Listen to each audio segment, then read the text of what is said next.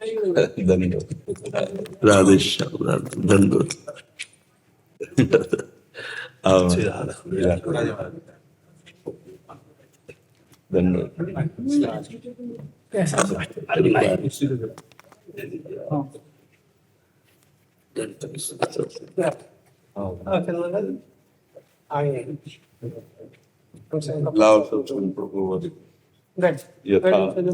योग्य हमें ऐसा लगता है चरणों में बैठे। अच्छा लगेगा हमको। शरीर की अस्वस्थता के कारण ही ये नहीं, आप सबके चरणों में बैठने में जो सुख है इसमें बैठने में नहीं सुख है। 1 मिनट में माजी थोड़ा परिचय बताएं दे रहे। आप ब्रह्मचारी जी, चतुर संप्रदाय के मानसी ब्रह्मचारी महाराज जी, अखिल हाँ धारावाहिक त्यागी के हमारे श्री मान जी जी, और अध्यक्ष भी रहे कई बार। आप भी महाराज जी श्री चतुर संप्रदाय व्यक्ति मंडल है उसके 2 बार आप अध्यक्ष रहे। परम पूज्य श्री सच्चिदानंद जी महाराज जी, आप श्री कलाधारी महाराज जी के शिष्य हैं। आप श्री परम पूज्य श्री नित्य गोपाल दास महाराज जी के शिष्य महंत हैं, और कई आश्रमों की सुरक्षा व्यवस्था आप देखते हैं। संतों से तो विश्व की सुरक्षा व्यवस्था हो रही। अगर अपने संत जन ना हो तो विश्व असुरक्षित हो जाए। प्रारंभ से ही संतों से ही विश्व सुरक्षित रहा है। ऊपर से देखो ना तो चक्रवर्ती सम्राट महाराज दशरथ तो वशिष्ठ जी, श्री जनक जी तो सदानंद जी, दैत्यों में तो शुक्राचार्य जी विराजमान है, देवताओं में तो बृहस्पति जी विराज। ऊपर से व्यवस्था जो है वो महाराजों से ही होती रही है, राजाओं के ऊपर महाराजा। तो ये जो संत जल है ये सब महाराजा है, इन्हीं के प्रताप से हाँ हमारा विश्व सुरक्षित है। ये जो पापाचरण करते हुए भी प्रकृति इनको सुविधाएं दे रही है वो संतों के प्रताप से दे रहे हैं। जो पापाचरण करने वाले हैं उनको भी प्रकृति नहीं, महाराज पृथु के चरित्र में आता है पृथ्वी ने सब ले लिया, सब छुपा लिया। जब पापाचरण होता है और भजन नहीं होता तो माता पृथ्वी सब अच्छी अच्छी वस्तुएं अब जैसे छुपाने लगी। बड़े बड़े आम के वृक्ष अब खत्म होते चले जा रहे हैं, रसीले और औषधियाँ और जो सुखद।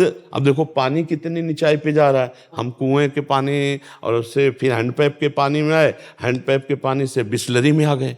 तो ये सब संत जलों की कृपा से ही अभी हमारे विश्व में आनंद है, संतों की कृपा। महाराज जी एक विशेषता और बताएं, अपने जो महाराज जी थे टेकरी वाले महाराज जी अध्यक्ष तो थे ही, उस समय में इन सबका बड़ा स्नेह था। और महाराज जी के गुरु जी के पास में जाते रहे अपने महाराज जी, तो इनके गुरुदेव भगवान से महाराज जी पूछते रहे आज कहाँ ठाकुर जी की लीला हो रही प्रिया प्रीतम की, तो सब बताते रहे महाराज जी। परम सिद्ध को थे महाराज जी। थोड़ा आप बताइए महाराज गुरुदेव भगवान। अपने जो गुरु जी है श्री महंत अच्युतानंद दास जी महाराज, बड़े सिद्ध और बड़े भजनानंदी महाराज, बहुत ही संत जी, बहुत ही मतलब जी वो लीला स्मरण करते थे। और लीला स्मरण में उनको ये मालूम पड़ जाता था इस समय ठाकुर जी कहाँ पर विराजमान, प्रिया जी के साथ इस समय कहाँ लीला, कौन सी लीला कर रहे कहाँ कर जी। तो रोमांटिक के महंत जी जाते थे, पूछते थे इस समय ठाकुर जी कहाँ पर है विराजमान जी। तो सब कहते थे इस समय ठाकुर जी राधा कुंड में है जी, इस समय ठाकुर जी बरसाने में है, इस समय प्रिया जी के साथ विहार कर रहे हैं। बहुत ही लीला स्मरण उनका अतुलनीय जी। जब चित्त का पूर्ण रूप से अपने आराध्य देव में तन्मया स्थिति आती है तो ये स्थिति आ जाती है जहाँ विस्मरण है संसार का और विस्मरण है मैं का भी। तब ये जो स्थिति है ये उपासक के हृदय में अपने आप जागृत हो जाती है। जब तक दासत्व में अहम पूरा समर्पित नहीं होता तब तक ये, और हर ठाकुर जी अलग अलग भक्तों के साथ अलग अलग लीला उसी समय करते हैं। ये भी नहीं कहा जा सकता कि जैसे इस समय आपके साथ अमुक लीला तो उसी समय वही ठाकुर जी दूसरे भक्त के साथ दूसरी लीला कर रहे होते, बड़ा आनंद देते ठाकुर जी। और एक सबसे बड़ी बात है इस कलयुग में जी ठाकुर जी का प्रत्यक्षीकरण बड़ा मुश्किल है जी। महाराज जी बहुत सरल है प्रभु। हम इस विषय पे कहते हैं कि आप संतों के वचन प्रमाण होते हैं। बहुत सरल है प्रभु। इसको आप इसलिए कि हम डर जाएंगे सब 10,000 वर्ष तक ऐसे खड़े होकर के प्रचेतागण भगवान शिव उपदिष्ट स्तोत्र का गान करते हैं, और यहाँ कुछ दिनों में ये आंखों में जो है ना झलकने लगते हैं महाराज।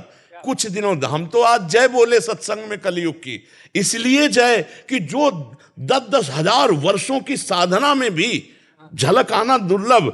नाम संकीर्तन, अगर अंदर नाम चल रहा है, नाम संकीर्तन करें तो भगवत साक्षात्कार बहुत सुलभ कलयुग में है महाराज जी, बहुत सुलभ है। इसलिए महाराज भगवान रुद्र ने कहा तुलयाम लवे नापी न स्वर्गम ना भगवत संग संग संग मरता जी हाँ, उसी स्तोत्र है हाँ। मतलब एकदम जैसे हमारे सत्य आपसे कहते हैं, सत्य आपसे परम सत्य कहते हैं। जो कलयुग में संतों के ऊपर भगवान की कृपा है, साधकों के ऊपर, वो अन्य युगों में कभी नहीं हुई। ऐसी कृपा कभी नहीं हुई, क्योंकि रोगी शरीर, मानसिकताएं खराब, छोटी आयु और बलहीनता, और इसमें भी भगवत प्राप्ति हो जाए, इसमें भी भगवत प्राप्ति। जहां प्राणों का संयम करके, और यहाँ प्राण का संयम क्या, high blood pressure, low blood pressure, sugar, क्या क्या, और ऐसे में भी भगवत प्राप्ति हो जाएगी, केवल नाम अगर जीभ से चलता रहे तो। इस अजामिल जी ने, बहुत सम्मान से हम उनको कह रहे हैं क्योंकि उन भगवत प्राप्त महापुरुष हुए, ऐसे आचरण कर रखे थे कि घोर नरक जाते, पर संतों की कृपा से पुत्र का नाम नारायण रखवा दिया, तो अंतिम समय नारायण पुत्र के वाहन, ना कि भगवत स्मरण है, भगवत स्मरण नहीं, पुत्र स्मरण है, और नारायण बुलाया और भगवान के पार्षद आगे भगवत प्राप्ति का हेतु। इसी प्रसंग में ही जी उसमें कहा है सांकेत्यम पार्यास्यम शोभम नाम ग्रहणम अशीष अगहरम विदुम। जी जी, इसीलिए हम कलयुग की जय बोलते हैं। कलयुग का बहुत प्रताप है, कलयुग का बहुत प्रताप है। यदि नाम जप करोगे, हम आपको सच्ची कहते हैं, बड़े बड़े महापुरुषों का वचन, बड़े बड़े सिद्धों के दर्शन से और शास्त्रों के स्वाध्याय से, और आज के हमारे समस्त बड़े सिद्ध महापुरुषों, एक ही बात निकली सार, निरंतर भगवत स्मरण। लेकिन महाराज ये संभव बड़ा बहुत ही मुश्किल और कठिन काम तब महाराज जी है जब हम करेंगे, और जब गुरु और हरि के प्रसाद से, तो हरि प्रसाद कछु दुर्लभ नहीं दुर्लभ है महाराज जी।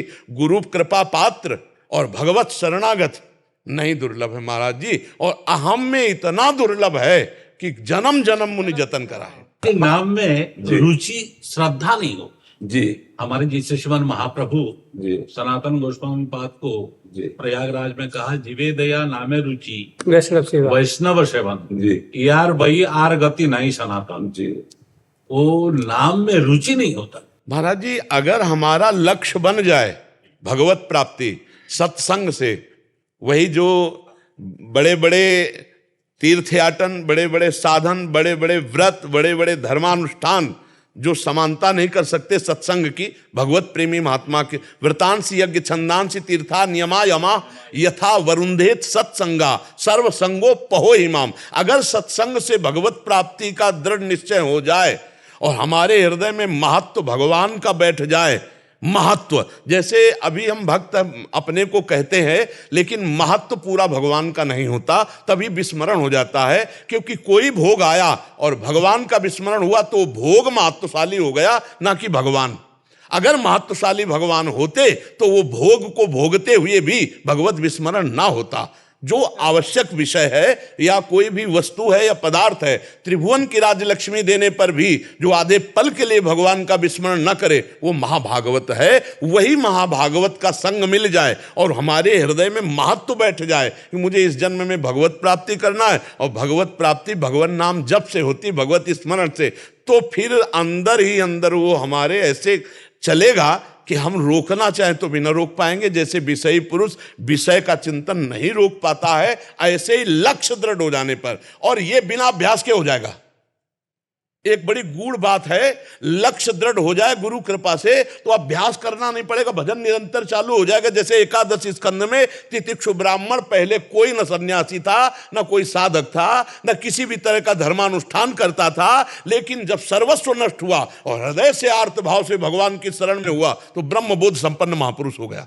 कोई वेदांत नहीं पढ़ा, कोई अनुष्ठान नहीं किया, और उसका गीत स्वयं भगवान श्री कृष्ण गा रहे हैं एकादश स्कंद में तितिक्षु ब्राह्मण की कथा। तो इससे ये पता चलता है कि तत्कालिक महापुरुषों के संग से जो तात स्वर्ग अपवर्ग सुख धरी तुलाय कंग तुलनताय सकल मिल जो सुख लो सत्संग, एक विषयी पुरुष भी बिना अभ्यास के भगवत प्राप्ति की लालसा से युक्त हो सकता है, और लालसा जागृत हुई जहां तो फिर नाम नहीं छूटता। उठते बैठते चलते फिरते खाते पीते सोते जागते हर समय एक पीड़ा बनी रहती है, इसी से भगवत प्राप्ति होगी। अब ये छूट गया तो फिर क्या, तो फिर वो ऐसा मतलब स्वाद आने लगता है कि वो छोड़ नहीं सकता। इसमें खास कृपा भगवत प्रेमी महात्मा के संग की है। अगर भगवत प्रेमी महात्मा का संग मिल जाए तो उसके अंदर भगवत प्राप्ति की लालसा जग जाए, तो भगवान महत्वशाली लगने लगे, भगवान का नाम महत्वशाली लगने लगे बस। और महाराज ऐसी अंदर एक आनंद की उमगन उठती है कि कुछ नहीं, मतलब वो कैसे उन्माद आपको बताए, वो एक अद्भुत आनंद, वो किसी साधन या गुण साधन ते नहीं हुई, तुम्हारी कृपा को पाओ कोई। जब हम हरि और गुरु के बल पे हो जाते हैं तो हम जीत जाते हैं, और जब हमारा अहम होता है तो फिर हमें बहुत कठिन है। फेसबुक में मैं थोड़ा देख रहा था, बड़ा जब मुझे थोड़ा संदेह हो रहा है, इसलिए मैं आपसे पूछ रहा हूँ जी। तो आपने कहा था जी भगवत प्राप्ति में दीक्षा की जरूरत नहीं। महाराज जी, इसका कारण यह है कि जहां भी नाम सुनने को मिलेगा किसी न किसी महापुरुष के मुख से निकला होगा, और आप नाम जपना शुरू कर दीजिए और नाम आपको गुरुदेव तक पहुंचा देगा, गुरुदेव आप तक पहुंच जाएंगे। तुम्हें कुछ चिंता नहीं करनी, तुम्हें केवल नाम जपना। हम केवल नाम पर जोर देते हैं। अगर राम बोले तो राम को बोलने वाले शास्त्रों सिद्ध महापुरुष हुए, जो राम राम बोले शास्त्रों सिद्ध महापुरुष हुए। हम राम राम जप करें तो हमारे जितने भी राम जपने वाले सिद्ध महापुरुष हैं वो हमें संत का दर्शन करा देंगे। आपका समर्थन मैंने किया, इसलिए किया महाराज, हमारे चैतन्य चरितामृत में जी एक बड़ा सुंदर चौपाई है जी, भिक्षा पुनर्चर्या विधि अपेक्षा ना करे। हाँ वो पढ़ा, ये भी पहले सवाई उद्धरी, बहुत इंपॉर्टेंट जी चौपाई है जी। अगर हम नाम में प्रीति कर लें, नाम को पकड़ लें, तो हम वो मानते हैं कि किसी न किसी महापुरुष से निकला हुआ है। उसके जो भी नाम आप शिव राम हरि कृष्ण ऐसे नाम जापक सिद्ध हुए हैं कि जो खूब चिल्ला चिल्ला के बोले हैं, तो हम वही नाम जप कर रहे हैं। तो जितने हम जैसे राम राम शुरू करें तो जितने राम नाम जापक हैं वो सब हम पर कृपा करेंगे और आगे से आगे मार्ग हमको देते चले जाएंगे, और गुरु मिल जाएंगे, दीक्षा हो जाएगी। दीक्षा बाहरी ही नहीं होती, आंतरिक भी दीक्षा होती है। जहां साधक लड़खड़ाता है वहां सिद्ध अव्यक्त महापुरुष आकर उसे उपदेश दे देते हैं, ये जपो, ये करो, आगे बढ़ जाओ, आगे आगे। तो इसीलिए हम कई बार कहते हैं कि तुम्हें नाम पर केवल ध्यान देना। अच्छा, कंठी बंधवा ली, मंत्र ले लिया और तिलक आदि भागवतिक वेश धारण किए और आप भजन नहीं करते, मनमानी आचरण करते, तो भगवत प्राप्ति नहीं होगी। नहीं, और हम कहते हैं कि मानो कंठी नहीं धारण किए, तिलक नहीं धारण करे और वो खूब राम राम जप रहा है, भगवान मिल जाएंगे। देखो, भगवान को जब पुकारा जाता है तो भगवान पहले संतों के रूप में आते हैं। आज तक किसी को भगवत साक्षात्कार हुआ जहां तक हमने देखा तो कोई न कोई महापुरुष पहले रहा है। उनके बीच में देखो, प्रचेतागण जा रहे हैं तो बिना बुलाए शंकर जी आ गए, बिना बुलाए परम वैष्णवाचार्य भगवान शिव आकर के उपदेश कर, प्रहलाद जी नारद जी आप उपदेश गर्भई में शुरू कर दिए, ध्रुव जी जो चले, नारद जी आ गए बिना बुलाए। ये तो संत महापुरुष ऐसे हैं कि बिना बुलाए हेतु की कृपाल जबरदस्ती उसको भगवत मार्ग दे देंगे। तो जो नाम जपना शुरू करे वो जान ले कि वो नाम आप किसी न किसी महापुरुष से सुनेंगे। जैसे हम कह रहे राधा राधा जपो, तो ये हमारा थोड़ी कहा हुआ है, आचार्य परंपरा से चला रहा, पूरा वृंदावन के सिद्धों ने इसका स्वाद लिया है। तो राधा राधा कोई हमारा रचना थोड़ी है, हमारा प्रकट किया हुआ थोड़ी है, ये तो आचार्यों का प्रकट किया हुआ नाम रस है। ये वृंदावन के पत्ते पत्ते में छाया हुआ है, अनादि परंपरा। हाँ, तो जो इसका गान करेगा, तो जितने महापुरुष राधा नाम से सिद्ध हुए वो सब कृपा करेंगे राधा नाम जापक के ऊपर। जितने राम नाम जप रहे सब सिद्ध महापुरुष उन पर कृपा करेंगे। और ऐसा उत्तम महाभागवत देखता है जो नाम जापक है कि किस प्रकार से उसका सिद्धों का दर्शन होता है। नाम जाप देखो, देवर्षि नारद जी ने बताया कि 7 दिन में तुम्हें सिद्धों के दर्शन होने लगेंगे द्वादशाक्षर मंत्र से। हम अगर तन्मयता पूर्वक नाम जप करें तो बड़े बड़े सिद्धों के दर्शन होंगे, और सिद्धों के दर्शन का मतलब है भगवान मिलने वाले हैं। भगवत प्रेमी महात्मा का दर्शन का मतलब भगवान मिलने वाले हैं, और भगवान मिलने के पहले सिद्धों के दर्शन होते हैं। जैसे विभीषण जी राम जी का साक्षात्कार तब कर पाए, पहले हनुमान जी का साक्षात्कार हुआ, तब राम जी का और हमें बहुत प्रसन्नता है कि भगवान ने हमें कलयुग में अवसर दिया भगवत प्राप्ति। बहुत प्रसन्नता है कि धन्य है कलयुग। और आपको बताएं, अगर भगवान से आप जुड़े हुए हो तो कलयुग का कोई भी प्रतिकूल व्यवहार आप नहीं देखोगे, और अगर भगवान से विमुख हो तो देखो भगवान का फिर आपको बहुत पिटाई करेगा। हाँ, झूठ चोरी बेविचार इसी में फंसा देगा और आपको फिर दंडित करेगा। और अगर आप भगवान के प्रिय बनकर के अनुकूल चलो तो आप देखो कितनी सुविधा है भगवान की, कि कहाँ कठोर तप करके भगवत आनंद की अनुभूति करते। हम आज 4 जन बैठ के भगवत चर्चा करते तो फूलन नहीं समा रही। वो आनंद जो बड़ी बड़ी यज्ञों के करने के बाद जटाएं धूमिल हो गई। शौनक जी कह रहे सूत जी से मुझे नहीं मिला, लेकिन आपके श्रीमुख से भगवदानंद जो कथामृत है, अरे मुझे आप सुनाओ महाराज, आप सुनाओ महाराज। तो ये तो बहुत कलयुग की धन्य महिमा है, जो नाम जप से कथा कीर्तन से हमें भगवत प्राप्ति सहजता पूर्वक हो जाती है। हम जैसे जैसे भगवान नाम चिंतन करते हैं वैसे वैसे इंद्र नील मणि झलकने लगते हैं। आप देखो तो जप के तो देखो, पर बस जो महाराज जी ने कही कि रुचि नहीं होती, रुचि भोगों की तरफ, इसलिए नाम छूट जाता है। नहीं तो अगर पकड़ लो तो महाराज माला माल हो जाओ। बाहरी और भीतरी दोनों संपत्तियां, बाहरी और भीतरी दोनों संपत्तियां, यही परलोक सकल सुख पावत मेरी सो भैया कृष्ण गुण संचो। यही परलोक और बाहरी और भीतरी दोनों संपत्तियां नाम में छुपी हुई है।